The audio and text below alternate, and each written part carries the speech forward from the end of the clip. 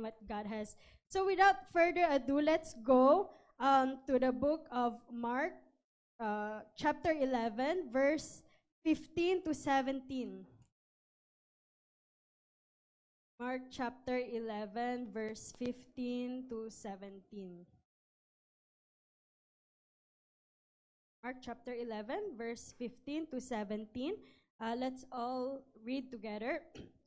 1, 2, 3. So they came to Jerusalem. Then Jesus went into the temple and began to drive out those who bought and sold in the temple, and overturned the tables of the money changers and the seats of those who sold doves.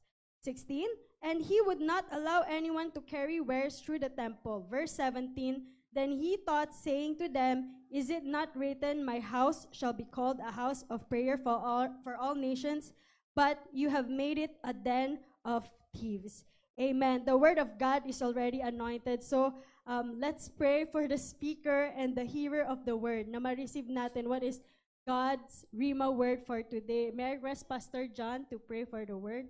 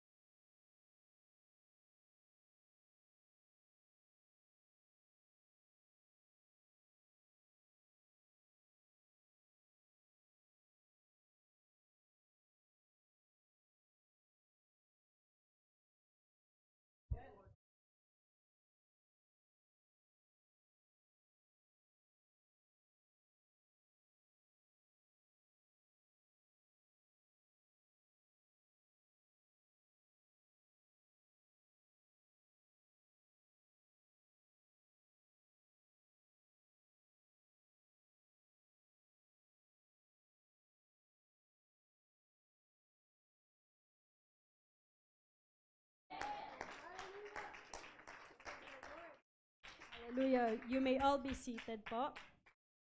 Amen. So the topic for today, pasensya na po mga kapatid kasi yung second gifting ko is teacher. So minsan yung parang yung preaching ko parang more on teaching siya. So baka hindi nga ako sisigaw. So, amen. So the title for today is What Made Jesus Mad? Bakit nagalit si Jesus? So in this passage na ating nabasa, ako pala taga-pindot.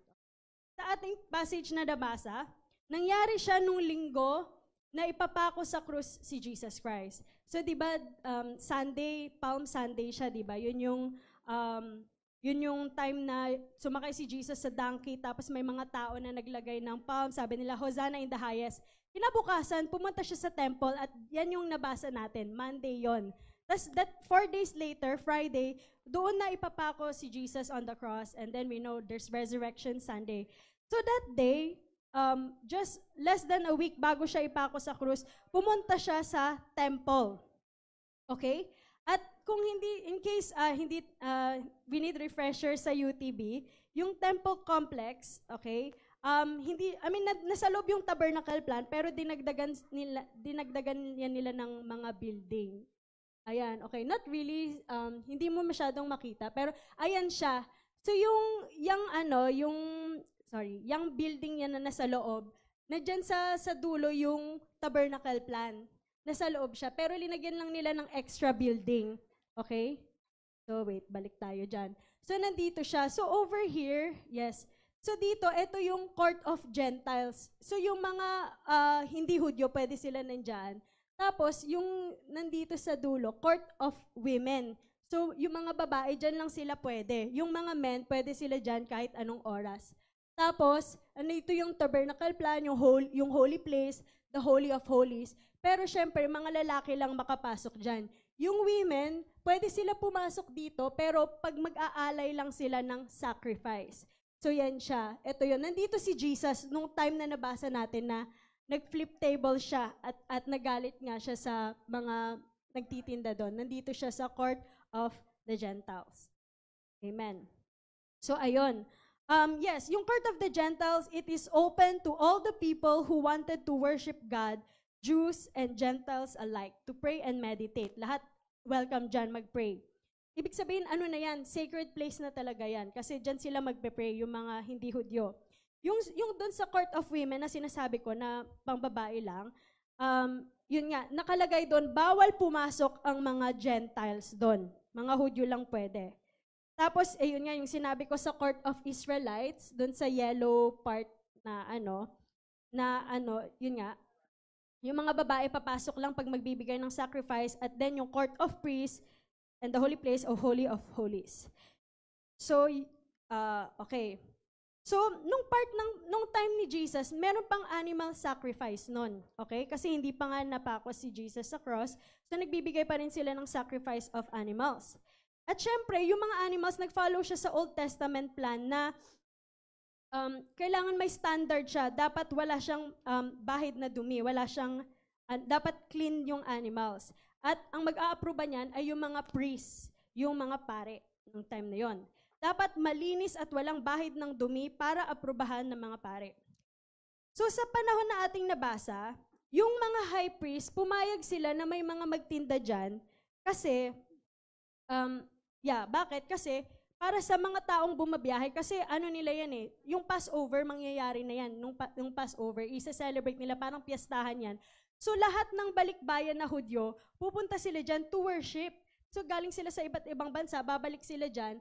Tapos, syempre, wala naman silang panahon na maghanap ng animals at i-check, linisin pa nilang animals at to make sure na aprobado siya. So, pinapayagan talaga ng priest, ng mga pari, na magbenta dyan ng mga hayop. Mark mentioned sa verse na yon na may mga taong nagbebenta ng kalapate, doves. Usually, yung mga sacrifice ay sheep, pero merong doves para sa mga mahihirap kasi hindi nila kayang bumili ng hayop. Parang tayo lang, di ba, kapag manok lang bibili natin, hindi natin kaya yung mga baka.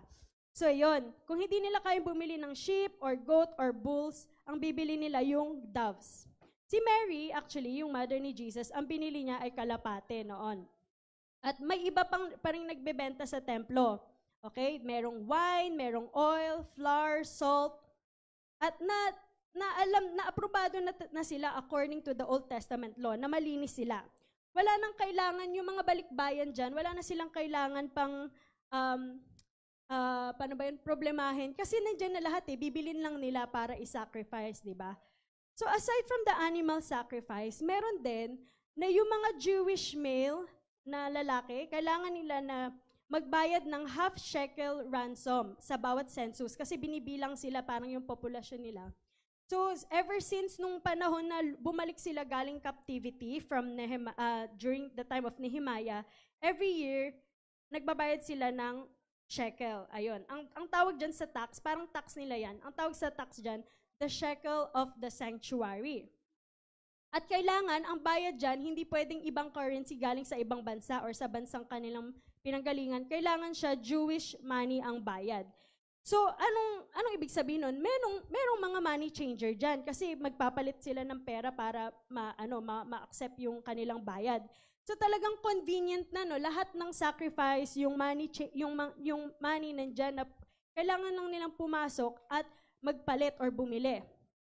And lastly, yung temple courtyard, so balikan ko tong picture.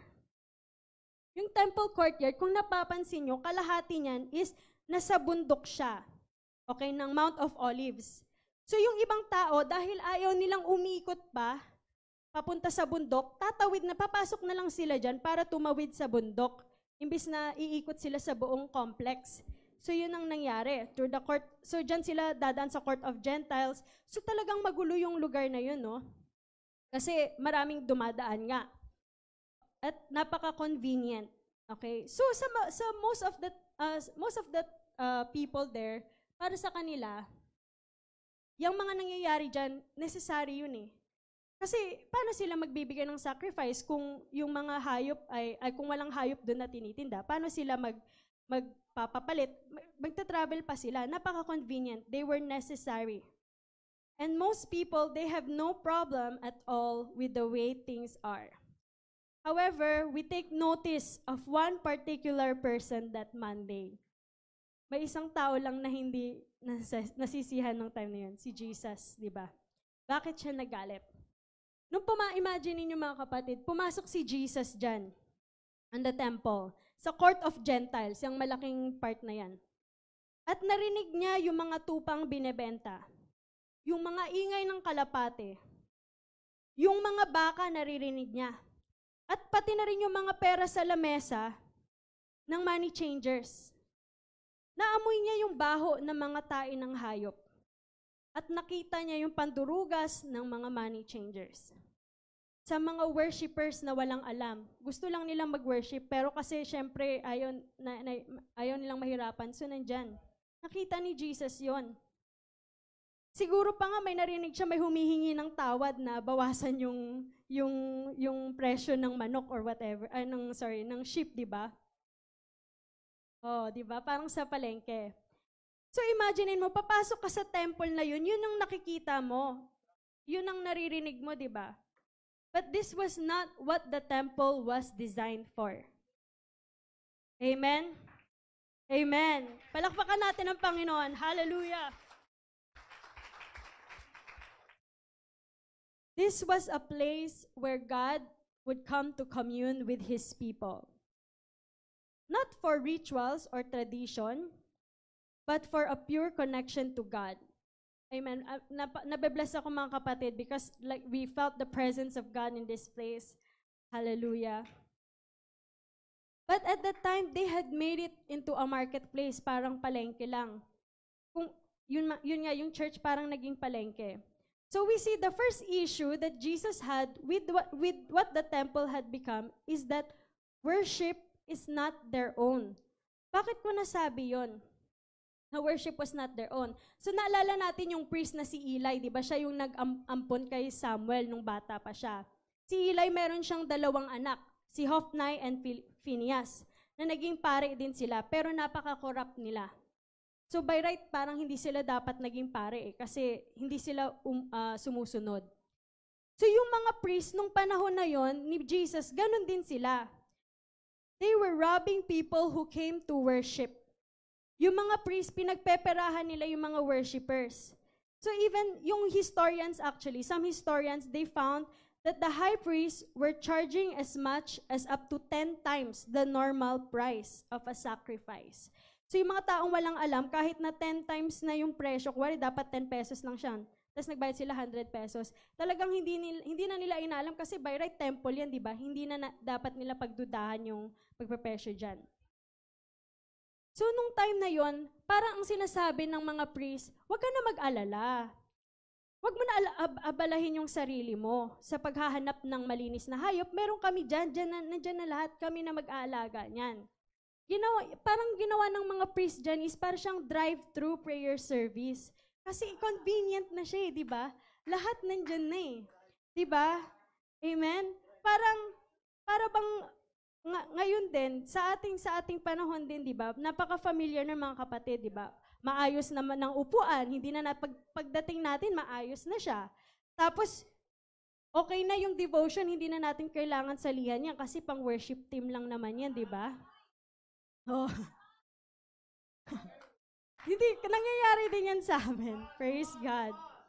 So yung mga time na, hindi na yan, sa kanila na yan, sa ministry na nila yan, hindi na kami kasali doon. Amen? Wag na tayo, may bisita, bahala na si pastor dyan, siya nakakausap. Sila na yan, hindi na natin trabaho yan. So I submit to you today that convenience will always be the enemy of sacrifice. Amen. Amen. Ulitin ko convenience will always be the enemy of sacrifice. So ano ibig sabihin nun? Na feeling natin na hindi na natin kailangan magsikap. Amen? Wala na tayong dapat ibigay or gagawin. Punta lang tayo, umupo lang tayo, makinig. God help us that we never make worship into something that is convenient. Amen?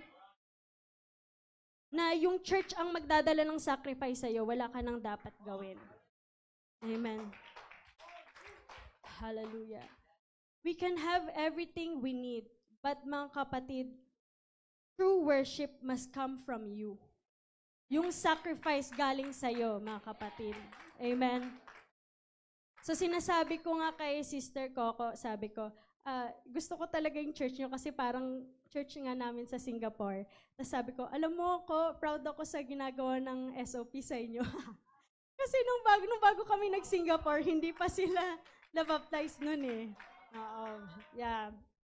So, tulad din sa amin, medyo parehas yung setup. We have a team that has been blessed with great leaders, ministries, music team, production team, sound team, pastor, leaders, na talagang gagawin ng lahat para makasimba tayo. But brothers and sisters, all of that is useless. Kasi nga, worship must come from you. Amen? Sa bawat isa yan, responsibilidad yan ng bawat isa. Amen? Ako rin taga-ministry din ako. Marami akong ministry din. And even now as a preacher, hindi ko naman maipro-provide lahat ng kailangan mo para maligtas. We can provide everything, gagawa ng magandang atmosphere para makapag-worship, para you can enter the presence of God. But the truth of the matter is, nung panahon ni Jesus, sa binasa natin, di lang naman yung mga pare ang may sala nun, di ba? Kasi di ba yung mga pare yung naggagawa ng convenient setup. Pero hindi lang sila yung dapat sisihin. The sacrifice was the responsibility of one person only. It is the worshiper's responsibility. Amen? To bring their worship. Let's worship the Lord right now. Hallelujah.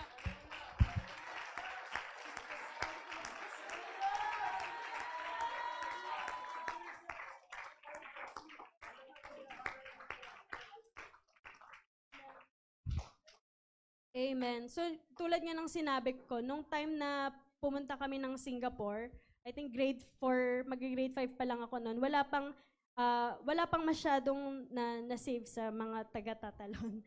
Amen. But, so, ang point ko doon mga kapatid is, sila mismo, kahit kami, nandito kami, di ba, parang sinisikapan namin, i-Bible study sila or whatever, pero not until sila mismo ang kusang tumanggap kay Jesus, walang nangyari. So we cannot get the glory. Nagtanim lang kami at pag alis namin, God moved. God was the one who gave the increase. Amen? Amen. So nung time na yon, they had traded their devotion for convenience.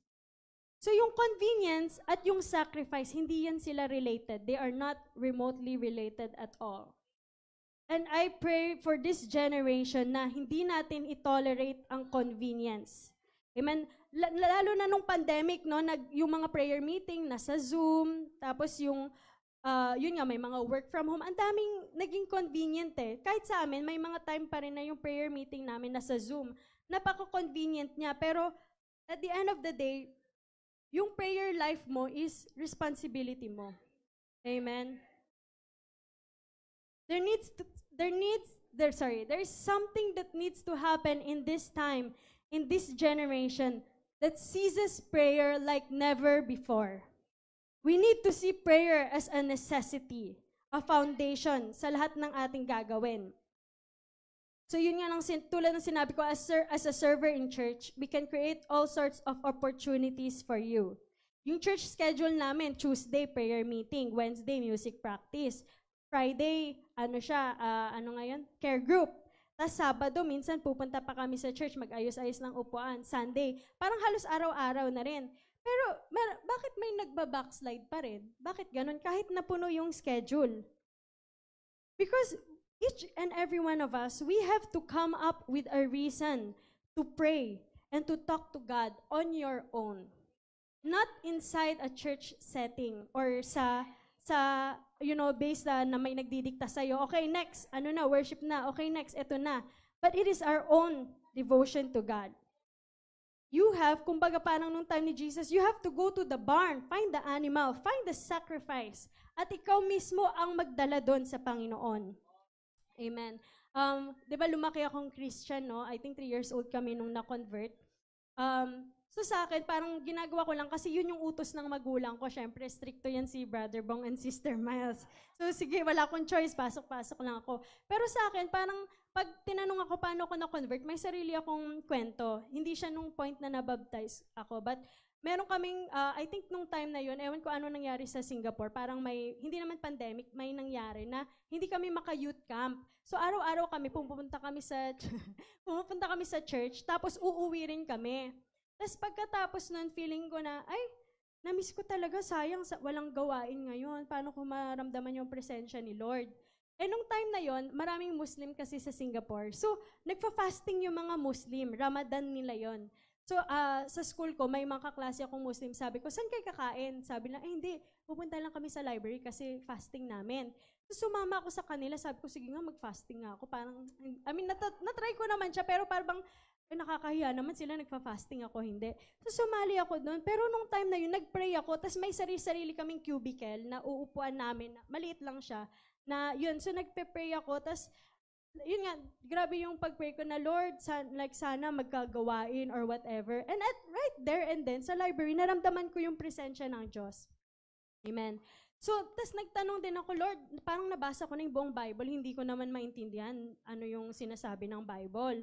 So, nung day na yun, that week, pumunta ako sa church, di ba yung table na ganyan, yung ushering table, yung nandiyan yung mga tithes and offering, may nakita kong binibenta silang book. Usually, ang book na binibenta nila, Oneness of God.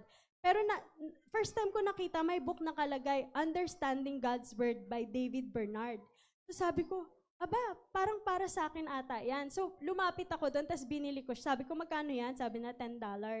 Eh, $10 lang yung pera ko. So binili ko siya. Tapos nakita siya ni Mama nung day na yun. Sabi niya, bakit ka bumili niyan? Sabi ko, hindi ko maintindihan yung Word of God eh. Tapos sabi niya, pumunta ka dun sa Bible School, sa PI. Sabi ko, hindi, pang pastoral lang yun. Ayaw ko maging pastor. Hindi ako sasali, sabi ko. Tapos kinabukasan din, may ka-sister na kasama kong bumili ng pagkain. Sabi niya, Sister Joy, di ba natapos mo na yung mga In My Father's House, Living Logos? Pumunta ka kaya sa Bible School? Tapos sabi ko, hindi nga, wala naman akong calling. Tapos sabi niya, hindi, mag-prepare ka lang hanggang makuha mo na yung calling ni Lord. Sabi ko, hindi yan para sa akin. Tapos Tuesday, di ba, pumunta rin ako sa church kasi nga namimiss ko nga yung gawain. Pumunta ako sa church. Tapos usually, hindi ako umattend sa prayer meeting nila Pastor Timothy Lee. Kasi nga pang Filipino ako, sa Filipino congregation ako. Pero parang naisipan ko, sige nga, attend ako. Tapos sabi ni Pastor Tim, I tell you okay, Singlish yun, sabi niya. I tell you how many of you read the Word of God and you feel like, I don't understand eh. How many of you? Raise your hand. Tapos nag-raise hand ako. Tapos, lahat ng tinanong niya talaga, yun na yun, ang word for word, yun yung tinatanong ko sa sarili ko. Hindi ko maintindihan. Nasabi niya, if you feel that way, let me tell you something. PI is for you. Yun yung Bible school namin. So, para bang nagulat ako like, word for word, yun yung sinabi ni Pastor Tim, yun yung tanong ko kay Lord. At talagang 3 days in a row, sabi nila, mag-PI daw yung Bible school. So, sabi ko, sige nga, parang first time ko na, talagang nangusap si Lord sa akin na word for word nga. So talagang sinabi, so nagpaalam ako kay Pastor Doji, yung pastor namin, sabi ko, Pastor, mag-PI po ako doon sa Singapore kasi nga, iba yung schedule nila. So yun, and then that day onwards, tuwing may nababasa akong hindi ko naintindihan, sinusulat ko siya sa notebook. Ano kayang ibig sabihin nito? Ganyan-ganyan. Tapos, every Sunday, without fail, sasagutin ni Lord yung tanong ko, yung verse din na yun yung sasabihin ni pastor or whatever. Talagang nagulat talaga ako. So, feeling ko dun talaga ako na-convert or para bang namulat yung isipan ko na, nanguhusap talaga si Lord kung kakausapin natin siya. Amen? Amen? Let's give glory to God. Hallelujah! Yes, Lord. So, may mga tao na nagsasabi, we don't need to pray anymore. Kasi ang ganda naman ng worship natin kanina eh. Ang ganda naman. Or hindi ko na kailangan mag-pray kasi pastor naman yung papa ko or yung mama ko. So natatandaan ko pa yung parents ko, mga kapatid, I think maybe 4 years old ako. Minsan kasi, minsan nagigising ako, sinasama nila ako, 5 a.m., nagpe-prayer walk sila doon sa may Singapore. Tapos, ayun nga, naalala ko nasa stroller ako, nagpe-pray sila. But, I want to share a story na bless talaga ako dito sa kasister na taga-Canada siya. Tapos, actually, walang convert sa family nila. Pumunta siya sa Canada. Tapos, ang nangyari, nag-pray siya, Lord, nabaptize siya. So, sabi niya, Lord, sana may mag-reach out sa mga family ko sa Pinas kasi wala pang nababaptize sa kanila. So, ang nangyari, long story short, napauwi siya ng Pinas. Tapos dun siya tumira sa kapatid niyang babae na may asawa. Tapos araw-araw nagpe-pray siya. Tapos inaalagaan niya yung anak nung kapatid niya. Tapos sinisilip siya nung mag-asawa. Ay, loko-loko talaga yun. Ito yung parang siyang mangkukulam. Di ba nagpe-pray in tongues? Parang baliw yung babae niyan. Pero, na-convert din silang dalawa. Pero sa dami ng pamilya nila, sila lang na-convert. Tapos, mga kapatid, alam niyo ano nangyari? Di ba, namatay siya. Tapos, ang na-convert lang sa buong pamilya niya, yung kapatid niya babae at yung asawa ng babae. Yun ang nangyari. Pero mga kapatid, di ba, ang nangyari, nung namatay siya, I think a few years later, na-convert yung buong family niya. So, ang kinikwento ko mga kapatid, yung tita Gina namin. Yun yung nangyari. So, namatay siya, no? Hindi niya nakita na yung buong family niya mako-convert. Hindi niya nakita, yung batang inaalagaan niya, ako po yun. At yung mag-asawa, si Brother Bong and Sister Miles po yun. Amen? Amen. Napaka-powerful talaga nung prayer, no? Kasi kahit namatay siya, tinugon ni Lord. Hindi niya aakalain, mga kapatid, na yung mag-asawa na yun ay gagamitin ni Lord para umikot ng buong Pinas at sa ibang parte ng mundo to preach. I know my tita prayed at hindi niya nakita ang bunga ng kanyang mga prayer. But God is faithful in His promise. Amen! Let's lift up our hands to Jesus. Thank you, Lord. Hallelujah. We worship you. Worship you, Lord. Amen. Amen. Nung isang araw, kinanta namin yung dakilang katapatan at sabi niya, magmula pa sa ugat ng aming lahi. Nakaka-amaze talaga ako doon. He is the author and finisher of our faith. Yun nga, yung tita ko nagpray, yung parents ko nagpray. Those in the early church, they prayed. And sabi nga sa Hebrews 13:15, therefore by Him, let us continually offer the sacrifice of praise to God. That is the fruit of our lips, giving thanks to His name.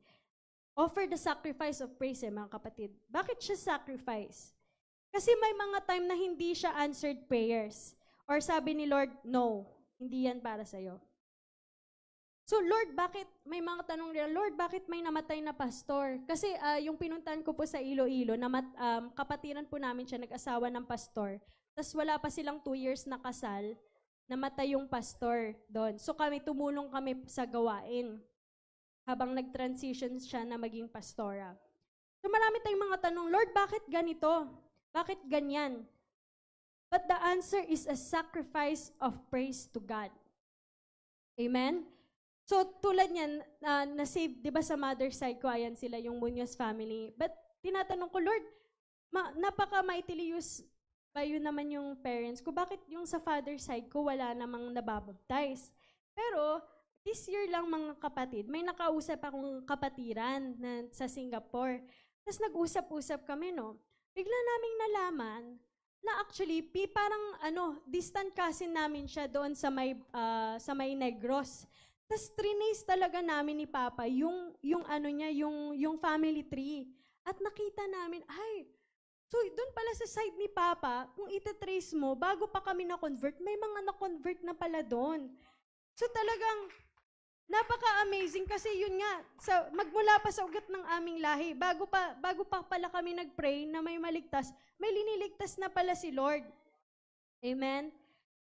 Hallelujah. So how many times na sinasabi natin, we don't need to pray anymore. Lumalaki naman yung church namin, yung youth group namin, our finances, napaka-bless, meron pa akong trabaho, yung buong pamilya ko naligtas na, hindi ko na kailangan mag-pray masyado. But we still need to pray. So yung iba sa atin nanlalamig tayo, why do we feel like, yun nga, manhid na tayo sa ganitong mga bagay? Kasi di ba yung sacrifice, may apoy siya. Paano magpapatuloy yung apoy? Kailangan lagi mong dadagdagan. Di ba? Lagi mong lalagyan ng sacrifice so that the fire keeps burning. Amen? So kung feeling mo na parang manhid ka or wala kang maramdaman, then give a sacrifice to the Lord. I encourage you, give your sacrifice to God. Hallelujah. Let's clap our hands to Jesus. Lord, you are worthy of our sacrifice, oh God. You are worthy of our worship, Lord Jesus. Lord, remind us, oh God. Hallelujah, Jesus. Amen. Tuwing nagpe-pray tayo, alam niyo mga kapatid, tuwing nagpe-pray tayo, never na pagtaas natin na sinasabi ni pagtayo natin, never sinasabi ni Lord na, ay, hindi mo na kailangan yan, exempted ka na dyan. Hindi mo na kailangan ng holiness or whatever. Hindi. Tuwing nagpe-pray tayo, mayroong conviction na gagawa pa tayo more for the kingdom of God. Amen? Amen. So God is longing, and the greatest opportunity you'll ever have in this earth, in this life, is to pray. Kasi tulad nga nung patotoo ko, our prayer goes beyond our life. Mamatay man tayo, sasagutin at sasagutin ni Lord ang ating mga prayers. Amen. You cannot post your way into a relationship. Diba? This is the generation na may Google, may TikTok, may YouTube, may Instagram, may Facebook. But whatever God wants to do in your life, it is not going to happen just because nag-share ka or pinost mo yung verses or word of God. Amen? Everything na kailangan mo ma-accomplish for God's kingdom, it will come through prayer. Amen? Si pastor, kahit ilang preaching niya, or yung leaders mo, kahit ilang pag-counsel niya sa'yo, kung hindi ka nagpe-pray, walang mangyayari. Amen? Amen? Palakpakan natin ang Panginoon.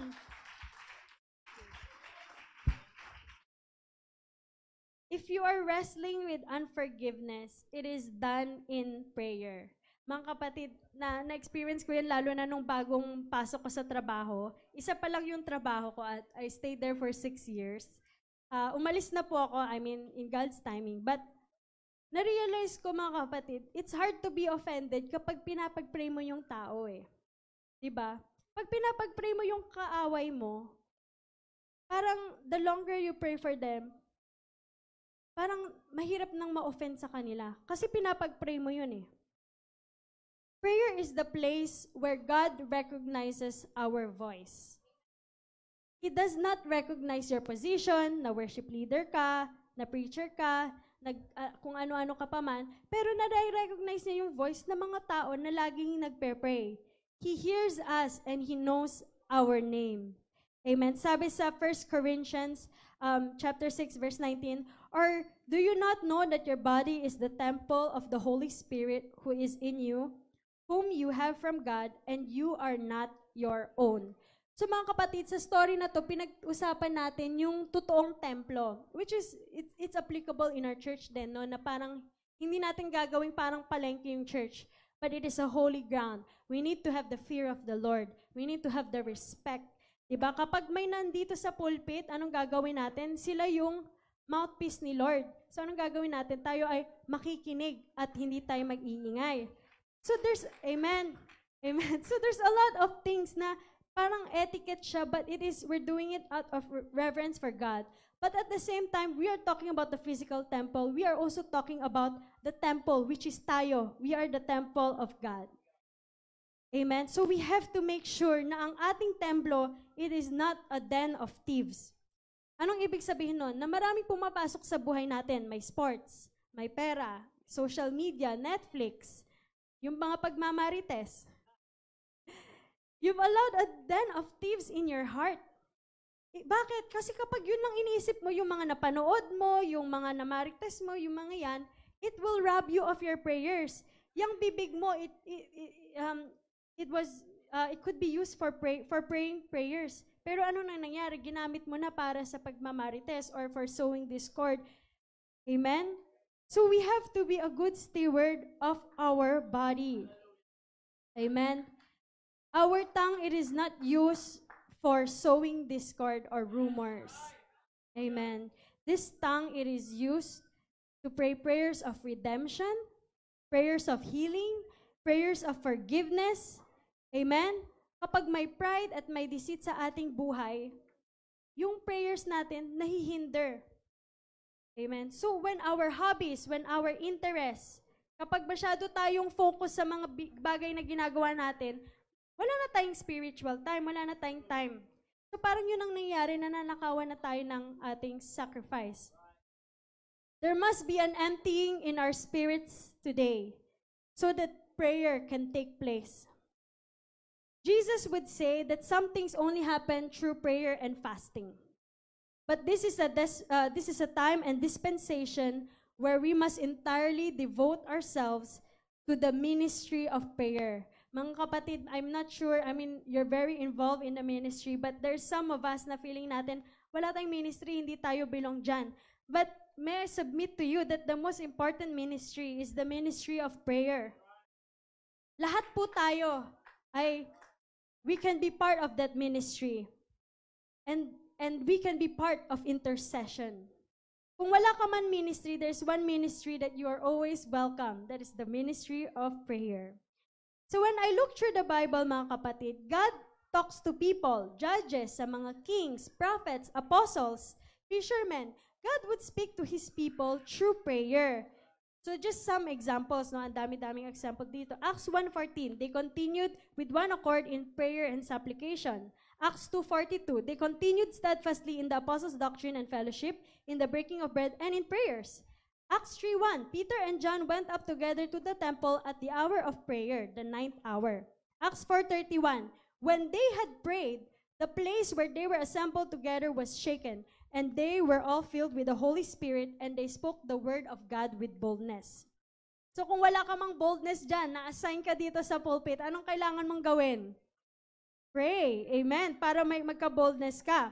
Acts 12:12. So when he had considered this, he came to the house of Mary, the mother of John, whose surname was Mark, where many were gathered together praying. Acts 13:3. Then having fasted and prayed, and laid hands on them, and they sent them away. Lastly, Acts 16:25. But at midnight, Paul and Silas were praying and singing hymns to God, and the prisoners were listening to them. So nakita natin, mga kapatid, no? The Bible, hindi siya kulang sa mga ebidensya that prayer is important.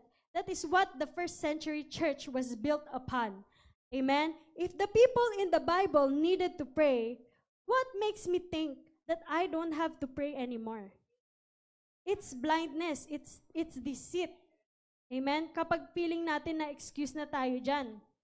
Minsan may mga sarili tayong rason na feel natin meron tayong karapatan na magsalita sa mga issues. Yes, we should. Pero kung talagang napaka-importante ng issue na yan, then have we prayed about it?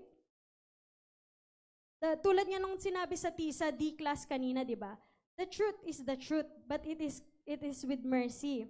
So the truth is the truth, at dapat siyang sabihin. It must be spoken. Kahit may makaka-offend dyan. Correct, tama yun. But have we prayed about it, mga kapatid? Did God specifically told us to speak about it?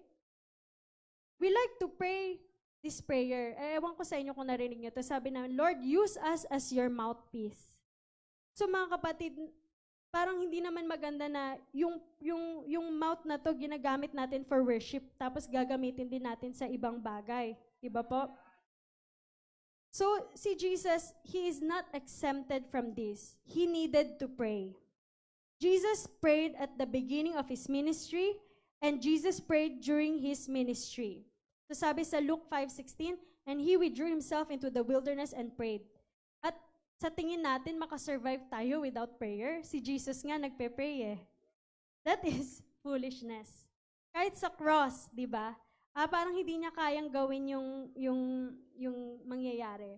Pero He was praying, Father, if it is your will, take this cup away from me. Nevertheless, not my will, but yours be done. The only remedy for emptiness in our lives is a full restoration of prayer like never before. Amen. So I submit to you today, one of the main reasons that Jesus was angry at the temple was because the worship comes from convenience. And dahil napaka-convenient, it rejected the sinner. Anong ibig sabihin nun? So yung mga Gentiles, papasok sila dyan papasok sila dyan to worship, no? Okay? Yan, papasok sila sa court. Pero pagpasok nga ni Jesus sa court, instead na may prayer and meditation, anong nangyayari? Yun nga parang palengke, yun ang naririnig niya. So yun ang nasabi ko, yung church minsan parang naging palengke siya. So I give you one example mga kapatid. For me kasi, merong two types of people, relationship-oriented at saka task-oriented. So kung relationship-oriented ka, may pinagawa sa'yo, no? Tapos may madadaanan ka, hi sis, hello. Kakusapin mo lahat, tapos baka nakalimutan mo na yung pinapagawa sa'yo. Ako, si Pastor John daw po yun. Ako, task-oriented ako. So kung ano yung sinabi, ipasa mo yung thumb drive dun sa media team. Talagang sino mang nag-hello sa akin, parang mamaya na. Tapos didiretso lang ako dun. Kasi natatakot ako, gusto kong gawin ang dapat ipagawa sa akin. Pero syempre minsan, busy tayo na, kuwari may magsasabi na, oh sis, may problema, hindi sis, meron dyang unbeliever, sabi niya, may problema ako, pwede bang kausapin? Hindi sis, may ano kami, hindi kita makakausap. Para bang napaka-busy natin sa ministry, pero hindi natin nakakalimutan natin, ano yung main purpose? What is the heartbeat of God? Amen? So, there are times na, yun nga, pag may mga taong kumakausap sa'yo, they come into contact with you, can they feel the presence of God pag kinausap ka nila? What if the only time they will feel the love of God outside of church is pagkausap ka nila? Karamihan ng mga tao dyan, mga kapatid, hindi sila makakapasok sa church. Pero makakausap nila tayo. Na doon na-determine kung sila man ay makakapasok sa church. That is their first point of contact. The only, nakalimutan ko sinong preacher nagsabi niyon, the only Jesus they could encounter is you. Amen? So napaka-important that we carry the presence of God in our lives. Kung ang yung relationship sa Panginoon ay puro convenience lang or limitado sa Sunday experience mo, then yung interaction mo sa ibang tao parang palengke lang din. Kasi wala ka namang ma-offer sa kanila eh. Parang yun lang, kung ano-ano lang gusto mong masabi. Nagulat ako mga kapatid kasi may isa kaming kapatiran noon na pagpunta ko dun sa pinagtatrabahuan niyang fast food, kilala kami ng mga katrabaho niya na unbeliever. Tapos, biglang sasabihin nila, ayan yung di ba? Yung may nagawa siyang ganyan-ganyan. Parang nakikimarite sila, tapos parang nagulat ako like, ba't alam nila yung drama namin sa church? Ba't pati yung mga unbeliever, imbis word of God ang malaman, una nilang alam yung mga nangyayari sa church namin. So yun, di ba? Parang ang pangit mga kapatid pag ganun ang nangyari. So yung Jews, nung time na yon, they have effectively closed the door of the temple to the Gentiles. But what did Jesus say? Sabi niya, I'm clearing this place out. Anong ginawa niya? Hinagis niya lahat ng gamit. At talagang ginawa niya, sabi niya, this is a house of prayer. This is a house of communion. If we can only see our life as a house of communion with God, a place that is so secure, so pure, so sacred, so holy, that you literally guarded it.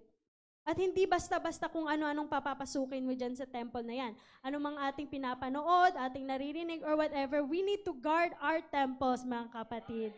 Amen. Let's worship the Lord. Hallelujah. Yes, oh God, Jesus, Lord, you are deserving, oh God, of a temple that is holy, Lord. A temple, Lord, that is for you, Lord Jesus, and no one else, oh God. Lord, you said in your word, Lord, that we should love the Lord with all our heart, our soul, our mind, oh God. Let me be the temple today, oh God, Jesus. Hallelujah. Here we are, Lord. Lord, have your way, oh God, Jesus. Hallelujah, mga kapatid. Ano kaya kung balang araw, haharap tayo sa Panginoon at sasabihin natin, I could have been a man of prayer or I could have been a woman of prayer. Parang nakakahiya, no, na nasasabihin mo na, parang hindi mo masabi na I'm a man or a woman of prayer kasi parang magdududa ka na, man of a woman of prayer ba ako talaga? Diba, mga kapatid? Matthew 7:22, binigay ni Jesus yung authority niya sa atin. Tapos parang hindi lang natin na nagamit. Sabi nga, may isang story, I think nabasa ko, na one day, pagpunta natin sa langit at nakita natin lahat ng resources na, or blessing na ibibigay sana ni Lord sa atin. Pero dahil hindi natin pinag-pray, nandun lang siya. Nasa langit lang. Parang nakakapanghinayang na mga kapatid. So pray bold prayers. Pray prayers that are impossible. Because God is the God of the impossible. Amen? Sabi sa, magtatapos na po ako mga kapatid, sabi sa Matthew 7:22, sige, tingnan natin sa Matthew chapter 7, verse 22. Chapter 7, verse 22, sabay-sabay nating basahin. Okay, 1, 2, 3. Many will say to me in that day, Lord, Lord, have we not prophesied in your name, cast out demons in your name, and done many wonders in your name? And then I will declare to them, I will declare to them, I never knew you. Depart from me, you who practice lawlessness. Ano ibig sabihin nun? Marami tayong magagawa para sa Panginoon. Na pwede nating sabihin, nagtatights ako, nagmi-ministry ako, nagmi-mission trip ako, ang dami kong ginagawa para kay Lord, no? But if you think of the sentence na sinabi ni Jesus, I never knew you. Baka di tayo kilala ng Diyos kasi di natin siya kinakausap. Nasanay na tayo na ang church ang nagpe-prepare ng lahat ng sacrifice para sa atin, para sa ating worship. Sanay na tayo na iba yung nagpe-prepare. But God would say this in 2 Chronicles chapter 7 verse 14. Siguro memorize niyan. If my people who are called by my name will humble themselves and pray and seek my face and turn from their wicked ways, then will I hear from heaven and will forgive their sin and heal their land. Now, my eyes will be open and my ears attentive to prayer made in this place. Anong ibig sabihin nun? Naka-attention kaagad ang Panginoon. Kapag may nagpe-pray, doon siya makikinig. My eyes will be open and my ears attentive to prayer made in this place. Tumayo tayo mga kapatid. Hallelujah. Let this be a house of prayer. And more than just this church, mga kapatid, let our own temple, tayong mga sarili natin, let us be a house of prayer. Let this be the generation that seek your face, O God of Jacob. People who are dedicated and sold out to a relationship with you. It always starts with a prayer meeting. And the furthest we go with God depends on how deep we go in our prayer life and in our relationship with Him. Amen. Hallelujah, Lord. Let us all close our eyes and let us pray. Lord Jesus, we pray, oh God, right now, Lord. Lord, speak to us, oh God. Lord, we long, Lord, to be a house of prayer, O God, and not a den of thieves, Lord. Ipakita nyo man sa amin, Lord, O God, ang mga bagay, Lord, na aming pinapasok sa aming buhay, Lord Jesus, that is hindering us from praying, Lord Jesus, O God. And we pray, Lord Jesus, right now, Lord, that we will be vessels, Lord, O God, for your kingdom, O God. Lord, na lahat, Lord, ng iyong ipapagawa sa amin, Lord Jesus, O God. Let your kingdom come and let your will be done in us today, O God, Jesus. Yes, Lord, if my people who are called by my name, hallelujah, let us be that people, mga kapatid. Hallelujah, Jesus. Let us not be the marketplace, mga kapatid. Lord, hallelujah, Jesus. Lord, let us carry your presence, O God. You are the King of glory, O Lord Jesus, Lord. That when people come to you, Lord Jesus, O God, that they would feel the King of glory. Hallelujah, Jesus. Yes, Lord. Hallelujah. Let us pray, Jesus. Yes,